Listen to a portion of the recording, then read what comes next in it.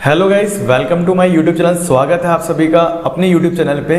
और आज हम 10th क्लास एसएसटी का chapter democracy 5th chapter start कर रहे हैं और एक ही वीडियो के अंदर इस पूरे चैप्टर को हम फिनिश करेंगे।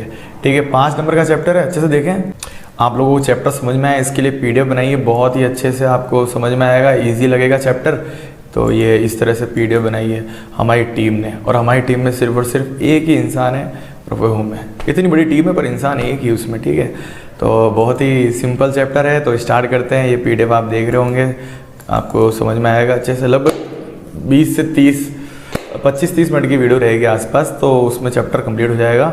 तो देखो, आपको 5 नंबर मिल जाएंगे। तो चलिए स्टार्ट करते हैं। गाइज, हमें इस चैप्टर के अंदर मेनली 5 टॉपिक पढ़ने हैं, या 5 क्वेश्चन बोल सकते हैं, एक ही बात है, टॉपिक बोले या क्वेश्चन बोल दें। तो उसी में पहला टॉपिक आता है हमारा मीनिंग ऑफ डेमोक्रेसी। डेमोक्रेसी का मीनिंग क्या होता है, तो आप देखिए मीनिंग ऑफ डेमोक्रेसी। ठीक है, तो ये जो हमारा फर्स्ट है, डेमोक्रेसी का मीनिंग क्या होता है। इसका मीनिंग क्या है, तो इंग्लिश वर्ड डेमोक्रेसी मीन्स लोकतंत्र। क्या मीनिंग है इसका? लोकतंत्र या फिर प्रजातंत्र। लोकतंत्र बोल दो या प्रजातंत्र बोल दो, ये क्या है? डेमोक्रेसी। लोकतंत्र वर्ड पे अगर आप ध्यान दोगे तो लोक मतलब पब्लिक, तंत्र मतलब उनका राज्य। तो लोकतंत्र या प्रजातंत्र मतलब प्रजा भी वही हो गई एक तरह से। राजा के टाइम पे प्रजा बोलते थे, अब क्या बोलते हैं हम? पब्लिक बोलते हैं। ठीक है, तो प्रजातंत्र या लोकतंत्र ही क्या है? डेमोक्रेसी। तो इंग्लिश वर्ड डेमोक्रेसी मीन्स लोकतंत्र और प्रजातंत्र। और डिटेल में देखते हैं इसका मतलब क्या होता है। The word democracy is the combination of 2 words of Greek language. Greek language के 2 वर्डों का ये कॉम्बिनेशन है। कौन सा वर्ड? डेमोक्रेसी।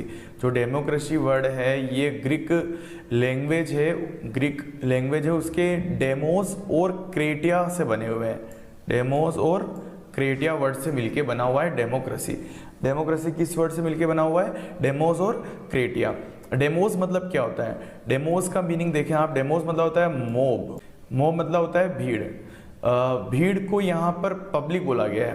पब्लिक को भीड़ नहीं बोला गया, भीड़ को पब्लिक बोला गया। ठीक है, मतलब मीनिंग। तो डेमोस मतलब हो गया पब्लिक एक तरह से, और क्रेटिया मतलब क्या हो गया? पावर। तो डेमोक्रेसी का मतलब क्या हो गया? पब्लिक की पावर। तो डेमोक्रेसी हो गया पावर ऑफ पब्लिक। समझ में आया क्या? देखो वापिस एक बार, इंग्लिश वर्ड डेमोक्रेसी का मीनिंग क्या है? लोकतंत्र या प्रजातंत्र। और डेमोक्रेसी जो है वो 2 वर्ड से मिलके बना हुआ है। एक तो है डेमोस, दूसरा क्या है? क्रेटिया। जो डेमोस है वो वर्ड, उसका मतलब क्या होता है? तो मॉब। मतलब वैसे तो मॉब होता है, बट हम यहाँ पर यूज करेंगे पब्लिक के लिए। किसके लिए यूज करेंगे? पब्लिक के लिए। और क्रेटिया का वर्ड होता है पावर। तो पावर ऑफ पब्लिक, यही क्या मतलब है? डेमोक्रेसी का मतलब है। ठीक है, तो नेक्स्ट देखिए आप।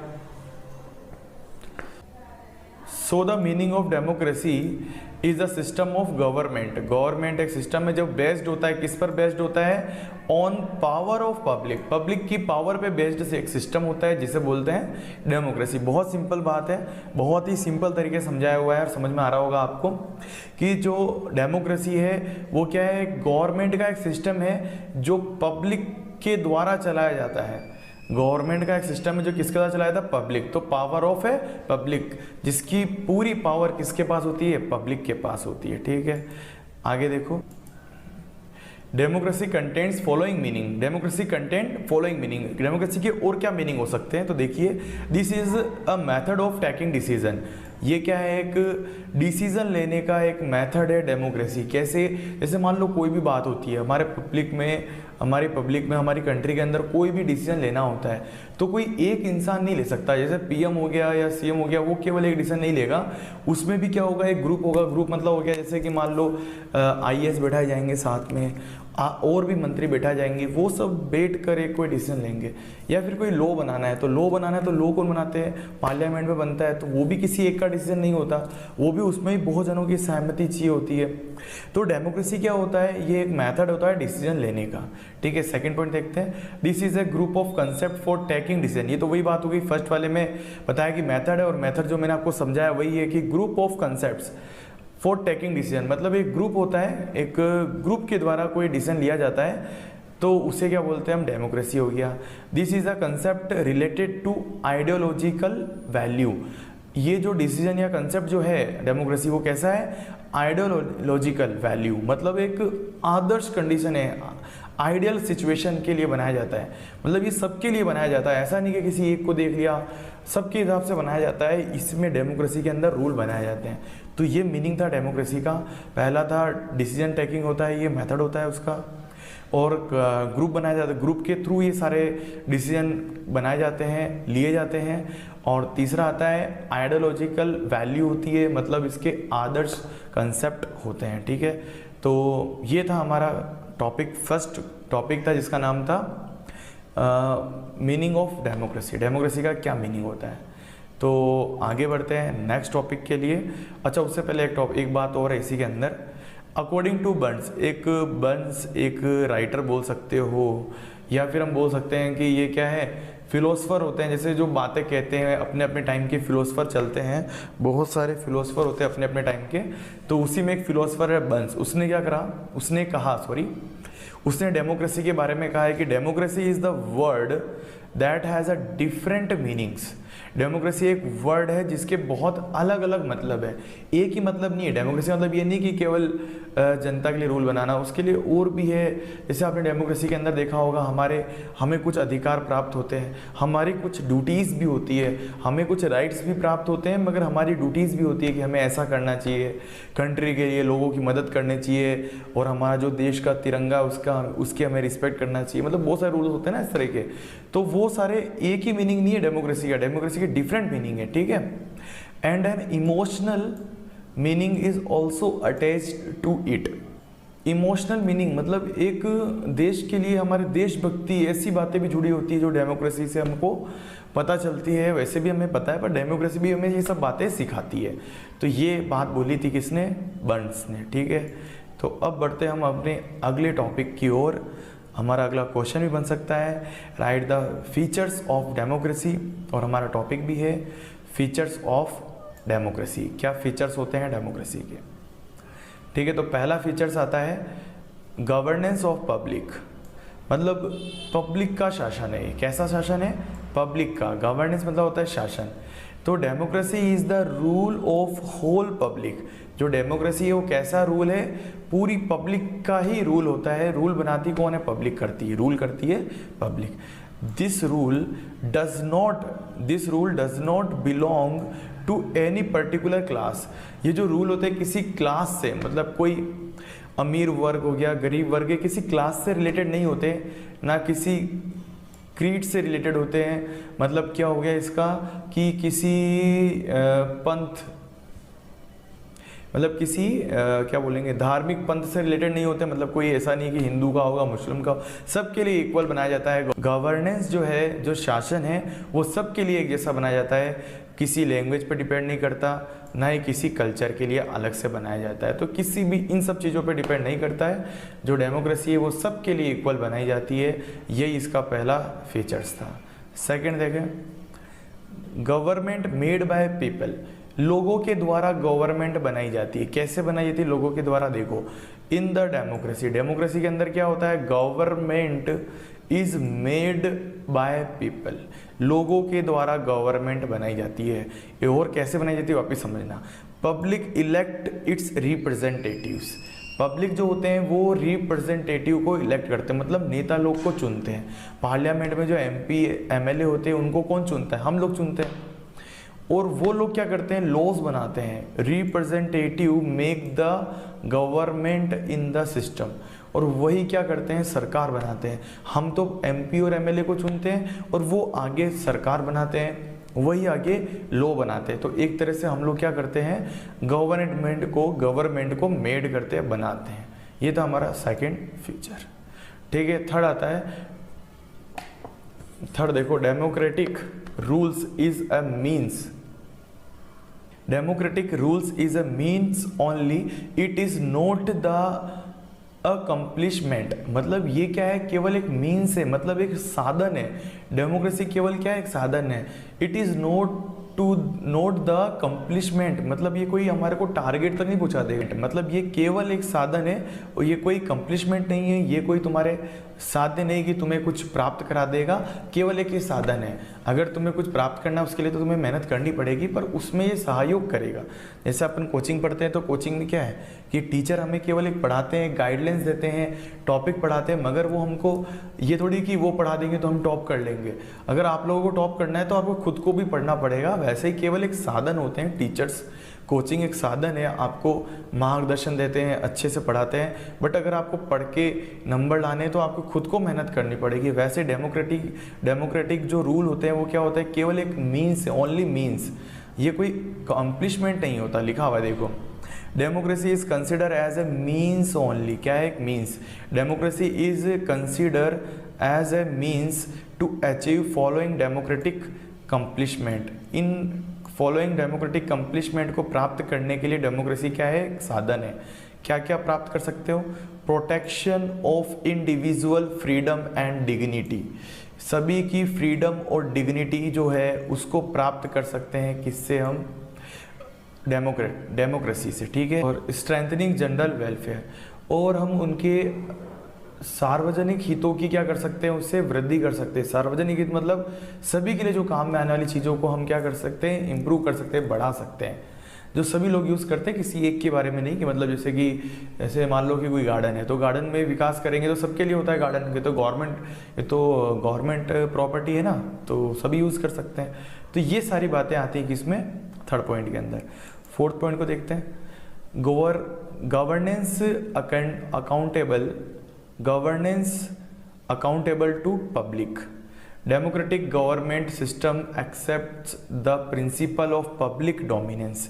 इसमें हम क्या कर सकते हैं, लोगों के हित की वृद्धि कर सकते हैं, लोगों के हित में शासन को बना सकते हैं, सरकार में नियम कानून बना सकते हैं, लोगों के हित के गवर्नेंस बना सकते हैं, ठीक है। कैसे कर सकते हैं? जो पब्लिक को डोमिनेंस करे, ऐसे हम डेमोक्रेटिक गवर्नमेंट सिस्टम बनाए जिसमें पब्लिक की क्या हो, डोमिनेंस हो, पब्लिक के हित की बात कही जाए। The system is the accountable to public और for its function in the democracy. जो सिस्टम होता है वो किसके लिए काम करता है, पब्लिक के लिए काम करता है, पब्लिक के लिए डेमोक्रेसी वर्क करती है। अगर कोई गवर्नमेंट पब्लिक के इंटरेस्ट के काम नहीं कर रही, पब्लिक के लिए काम नहीं कर रही, तो then the public can change it, और पब्लिक उसको क्या कर सकती है, बदल सकती है। अगला पॉइंट आता है fifth point, the democracy is a developing governance. मतलब जो डेमोक्रेसी है वो कैसा शासन है, डेवलपिंग है, मतलब इससे विकासशील है, विकास करता है। कैसे? इन द बिगिनिंग, शुरुआत में क्या हुआ था, जब डेमोक्रेसी आई तो उसने केवल स्ट्रेस किया, बल दिया किस पर, पॉलिटिकल फ्रीडम पर और इक्वलिटी पर। मतलब पॉलिटिकल फ्रीडम और इक्वलिटी पर ही केवल बल दिया था, स्ट्रेस दिया था। मतलब जो पॉलिटिकल फ्रीडम क्या होता है, जैसे कि चुनाव में सब खड़े हो सकते हैं, जो चाहे खड़ा हो सकता है, ऐसी बातों पर ही जोड़ दिया था। बट नाउ अब क्या हो गया है, it start accepting the principle of equality and justice in the social and economic sphere. अब क्या हो गया है, अब ये प्रिंसिपल मतलब अब जो इक्वलिटी और जस्टिस इन द सोशल और इकोनॉमिक, अब आर्थिक रूप से और सामाजिक रूप में भी क्या करता है, डेमोक्रेसी विकास करना चालू कर दिया है, ठीक है। तो दस the development of democracy is the increased it's level and scope. इसलिए डेमोक्रेसी की वजह से क्या हुआ है, जो डेवलपमेंट है, जो विकास है, उसमें क्या हुआ है, वृद्धि हुई है। तो ये हमारा पांचवा पॉइंट था। तो समझ में आया होगा आपको, ये सेकंड टॉपिक था हमारा, जिसके अंदर हमने फीचर्स ऑफ डेमोक्रेसी देखा। काफ़ी सिंपल है, एक बार फिर देखना, आपको समझ में आ जाएंगे। तो अब स्टार्ट करते हैं अगला टॉपिक, जिसका नाम है critical examination of democracy. Critical examination of democracy. जो लोग होते हैं, जो लोगों की बातें, जो आलोचक होते हैं, जो लोग कहते हैं कि ऐसा होना चाहिए, ऐसा होना चाहिए, फिलोसफर बोल सकते हो, उनकी क्या राय थी डेमोक्रेसी के बारे में। तो दो तरह की राय आती है उनके सामने। एक तो होती है मेरिट्स, मतलब अच्छी बातें बोल सकते हैं, या लाभ क्या है डेमोक्रेसी के, मेरिट्स ऑफ डेमोक्रेसी, और दूसरा है डीमेरिट्स ऑफ डेमोक्रेसी। तो पहले हम पढ़ेंगे मेरिट्स ऑफ डेमोक्रेसी। तो मेरिट्स ऑफ डेमोक्रेसी के अंदर देखो क्या आता है। फर्स्ट देखो, ठीक है, एक सेकेंड, अब देखो इसमें पहला आता है जो मेरिट्स, मतलब इसके लाभ क्या है डेमोक्रेसी के। तो पहला है the democratic in public interest. जो डेमोक्रेटिक होता है, जो डेमोक्रेसी एक तरह से जो पब्लिक इंटरेस्ट के हिसाब से काम करती है। देखो कैसे, democratic rule is governed by representative.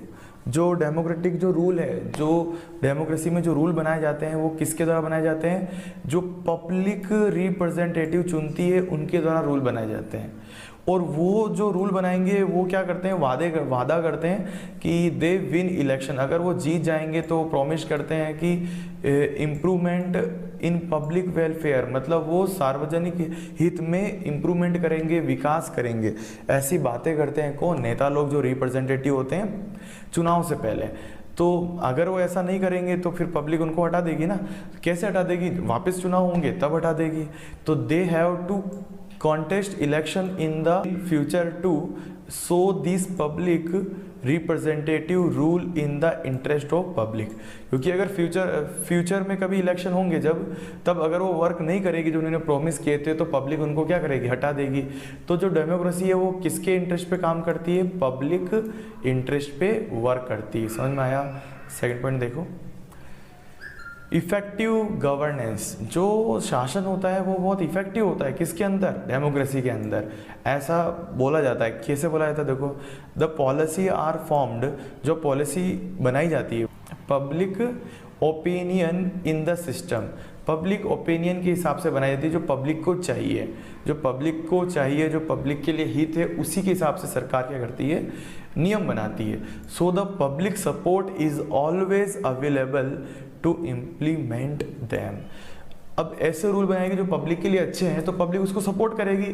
जैसे अभी कोरोना चल रहा है तो कोरोना के लिए क्या बोला है कि मास्क पहनना जरूरी है और 2 गज की दूरी बना के रखें। तो पब्लिक भी चाहती है ना कि कोरोना ना हो, तो वो खुद भी ऐसे काम करेगी, खुद भी मास्क पहनेगी। तो पब्लिक का सपोर्ट मिलता है। जब गवर्नमेंट या जो रूल होते हैं डेमोक्रेसी के अंदर, जो रूल बनाए जाते हैं उसमें ऑटोमेटिक पब्लिक का क्या मिलता है, सपोर्ट मिलता है। इसलिए क्या कह सकते हैं हम, बेस्ट गवर्निंग सिस्टम है डेमोक्रेसी। कैसा है, बेस्ट गवर्निंग सिस्टम होता है। ठीक है, तो ये हमारा सेकंड। थर्ड देखें, meaning of mass education. Mass education, the common man express his Nations on various problems through general election. जो कॉमन मैन है, आम लोग जो हैं वो क्या कर सकते हैं, अपनी प्रॉब्लम को एक्सप्रेस कर सकते हैं, बता सकते हैं। इलेक्शन, जनरल इलेक्शन होते हैं, उस टाइम पे नेता लोग मिलने आते हैं। तो नॉर्मली क्या कर सकता है, कोई भी आके अपनी बात को रख सकता है और अपनी जो प्रॉब्लम उनको बता सकता है नेता लोग को। और ऑल्सो भी several other means of the public opinion, और बाकी बातें भी रख सकते हैं। तो public were aware about their rights and duties. तो डेमोक्रेसी की वजह से क्या होता है, जो पब्लिक होती है, जो पीपल होते हैं, वो अपने राइट्स और ड्यूटीज़ को पहचान पाते हैं। तो एक तरीका क्या हो गया, ये एजुकेशन ही तो हो गया एक तरह से। एजुकेशन को भी मतलब नॉलेज मिलता है इससे। और एक वही फिलोसफर है जिन्होंने कहा था, गिटेल एक फिलोसफर है, उन्होंने कहा है डेमोक्रेसी के बारे में, school for education of citizenship.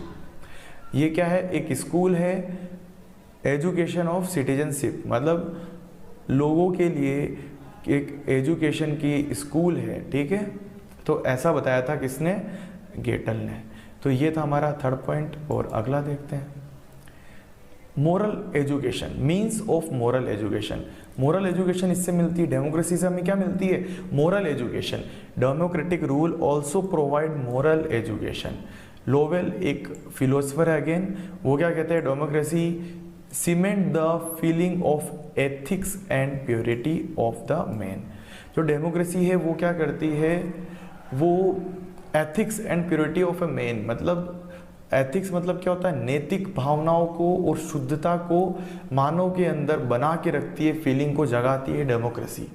और ऐसी ही बात बताते हैं को ब्राइस बताते हैं, आफ्टर गेटिंग पॉलिटिकल राइट्स, जब आपको पॉलिटिकल राइट मिल जाते हैं in democracy, the personality of a man develops. Main जो आदमी होते हैं उनकी पर्सनैलिटी क्या होती है, डेवलप होती है। And his duty becomes apparent to him, और उनके अंदर उनकी ड्यूटी ऑटोमेटिक हमें नजर आती है, लोगों को उनके अंदर अपनी ड्यूटी समझ में आती है। ऐसी बात बताई थी ब्रेविस ने। अगला आता है पैट्रियोटिक एजुकेशन। पैट्रियोटिक मतलब होता है देशभक्ति। देशभक्ति की भावना जो होती है वो भी डेमोक्रेसी से जगती है। Democracy also develops feeling of patriotic in people. लोगों के अंदर डेमोक्रेसी क्या करती है, पैट्रियोटिक देशभक्ति की भावना जगाती है। देशभक्ति की भावना कौन जगाती है, डेमोक्रेसी। कैसे जगाती है, देखो वो क्या करती है, देश के प्रति लव और affection for the nation, nation के लिए प्यार भावनाओं को जगाना, अफेक्शन लाना, लव और इस तरह की बातें भी कौन करता है, डेमोक्रेसी के अंदर बताई जाती है और डेमोक्रेसी हमें सीखने को मिलती है। और वैसे भी लोगों के अंदर ये सारी बातें होती है। तो ठीक है, अगला पॉइंट देखते हैं इसी बात में।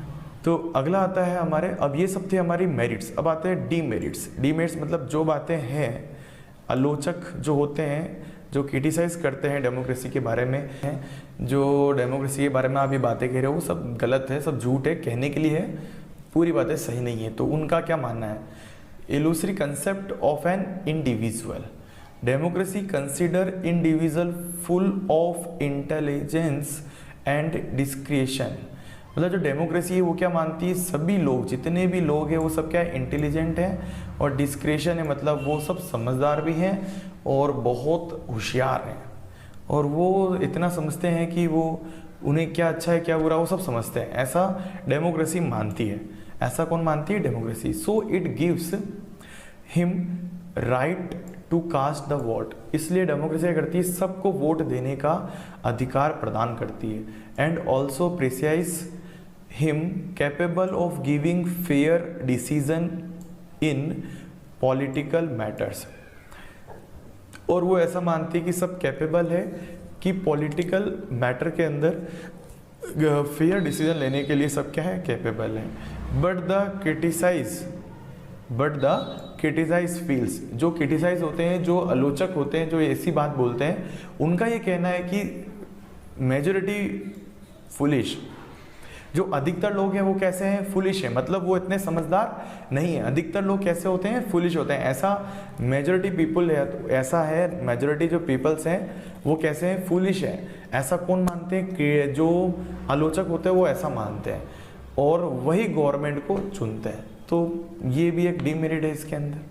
अगला क्या मतलब समझ में आया, मतलब जो डेमोक्रेसी वो ऐसा मानती है कि जो सभी लोग हैं वो इंटेलिजेंट है, समझदार हैं और सबको वोट देने का अधिकार है। पर जो क्रिटिसाइज करते हैं, जो लोग इसमें कमियां ढूंढते हैं, जो आलोचक होते हैं, वो क्या कह रहे हैं कि अधिकतर लोग कैसे होते हैं, फुलिश होते हैं और पागल होते हैं, मतलब बुद्धिमान नहीं होते हैं, वो लोग ही गवर्नमेंट को चुन रहे हैं। अगला पॉइंट देखिए, एपैथी ऑफ इंटेलेक्चुअल क्लास। जो इंटेलेक्चुअल क्लास है, जो बुद्धिमान लोग हैं, वो कैसे रहते हैं, उदासीन। तो उदासीन मतलब ये कोई वर्क नहीं करते, ना तो ये इलेक्शन में पार्टिसिपेट करने में इंटरेस्टेड होते हैं, बहुत कम लोग ही होते हैं, ऐसा इनका मानना है आलोचकों का, जो क्रिटिसाइज करते हैं। क्रिटिकल एग्जामिनेशन की बात कर रहे हैं हम, ये पढ़ रहे हैं उसके हिसाब से, ठीक है। तो द इंटेलेक्चुअल क्लास, जो समझदार लोग हैं, वो कैसे होते हैं, अनकंसर्न्ड, मतलब वो उदासीन होते हैं, मतलब न्यूट्रल है, ना तो इलेक्शन में पार्टिसिपेट करते हैं, डेमोक्रेसी में भाग ही नहीं लेते। इन डेमोक्रेसी के अंदर ऐसा होता है कि अधिकतर लोग पार्टिसिपेट ही नहीं करते। जो इंटेलेक्चुअल क्लास है, समझदार लोग हैं, वो पार्टिसिपेट नहीं करते। इन द सिस्टम बिलीव, जो डेमोक्रेसी किस पर बिलीव करती है, numbers are given more importance. वो लोगों की संख्या पर विश्वास करती है देन द मेरिट्स। समझदार लोगों पर विश्वास ना करके कि समझदार लोग ज़्यादा होने चाहिए भीड़ से ज़्यादा, मतलब जैसे ऐसा माना जाता है, ऐसा जो आलोचक है वो ऐसा कहते हैं कि जो डेमोक्रेसी वो क्या करती है कि भीड़ को गिनती है, मतलब नंबर्स को गिनती है, पर वो इनको नहीं गिनती कि समझदार लोग ज़्यादा होने चाहिए, ना कि भीड़। तो ऐसा इनका मानना है। फॉर द रीज़न, इसी रीज़न की वजह से क्या होता है, intellectual class do not actively participate in the system. Democracy के अंदर इंटेलेक्चुअल क्लास इसलिए पार्टिसिपेट नहीं कर पाती है, ऐसा आलोचकों का मानना है। अगला पॉइंट देखते हैं, claim of academic importance in is illusory, मतलब एकेडमिक इंपॉर्टेंस, मतलब जो एकेडमिक इंपॉर्टेंस मतलब क्या हो गया कि डेमोक्रेसी के अंदर कहा जाता है कि सबको शिक्षा मिलती है, मोरल एजुकेशन मिलती है, और ड्यूटीज़ का पता चलता है, और ये सब होता है। तो ये सब झूठ है, ऐसा कुछ भी नहीं होता है, ये बताया जा रहा है इसके अंदर। The claim that democracy educates the person, जो डेमोक्रेसी है वो एजुकेट बनाती है लोगों को, सिटीजनशिप्स को, मॉरल वैल्यूज़ को समझाती है। बट ये सब क्या है, इल्यूसिव है, मतलब ये सब इल्यूसरी है, भ्रम है, ये सब अफवाह है, मतलब भ्रम है केवल, ठीक है। The actual situation is quietly different, quite different, थोड़ा सा अलग होती है एक्चुअल डिफरेंस। क्या होता है, एक्चुअल जो कंडीशन है थोड़ी सी क्या होता है, डिफरेंस होती है। Political parties make concessions in situations according to their selfishness. जो पॉलिटिकल पार्टीज होती है, जो जितने भी काम करती है वो सब अपने हिसाब से करती है, सेल्फिशनेस है, केवल अपने लिए काम करती है। और हमको लगता है कि डेमोक्रेसी के अंदर हम लोगों के लिए काम हो रहा है, तो समझ रहे हो आप लोग, तो वैसे ही समझदार हो। और अगला पॉइंट आता है, democratic freedom and equality is deceptive. मतलब जो डेमोक्रेटिक फ्रीडम और इक्वलिटी है वो सब कहने की बात है, ऐसा कोई फ्रीडम है नहीं। Democracy provide political freedom and equality to the public, but it does not provide economic independence and equality to them. But economical independent और ये सब प्रोवाइड नहीं करती। पॉलिटिकल फ्रीडम तो है कि भाई कोई चुनाव लड़ सकता है, पर आर्थिक रूप से सबको समानता नहीं मिलती है। और जब तक हमको पॉलिटिकल फ्रीडम तो मिल जाएगी, बट अगर आपको बिकम्स मीनिंगलेस, देखो the political freedom and equality becomes meaningless, कोई उसका मीनिंग नहीं होगा जब तक आपको इकोनॉमिक फ्रीडम और इक्वलिटी नहीं मिलेगी। तो in the absence of economic freedom and equality the political freedom and equality becomes meaningless. जब तक आपको इकोनॉमिक फ्रीडम और इक्वलिटी नहीं मिलेगी तब तक ये पॉलिटिकल फ्रीडम और इक्वलिटी का कोई मतलब नहीं है। तो हमें पॉलिटिकल फ्रीडम तो मिल जाती है, ठीक है, अगर चुनाव कोई भी लड़ सकता है, मगर पैसे के साथ सारा काम होता है। जैसा आपको पता होगा, चुनाव में लोग जो खड़े होता है, अधिकतर लोग चुनाव में जो होते हैं, मैक्सिमम लोग जो होते हैं अमीर वर्ग ही होता है। या कभी किसी गरीब को देखा खड़ा होता है, बहुत गरीब हो जो, ऐसा पॉसिबल ही नहीं है, खड़ा ही नहीं हो सकता है ना। तो ज़्यादा करके अमीर लोग ही खड़े हो पाते हैं चुनाव में। तो जब तक आर्थिक रूप से फ्रीडम नहीं मिलेगी तब तक डेमोक्रेसी का कोई मतलब नहीं है, ठीक है। तो ये था हमारा 4th पॉइंट। आई होप आपको चैप्टर समझ में आ गया होगा। फिर भी अगर कोई दिक्कत आती है तो कमेंट करें, और चैप्टर कोई डाउट हो तो एक बार वीडियो दोबारा देखें पहले, तो फिर आप वापस क्वेश्चन करें, कमेंट करें और लाइक करें, सब्सक्राइब करें। Thank you very much.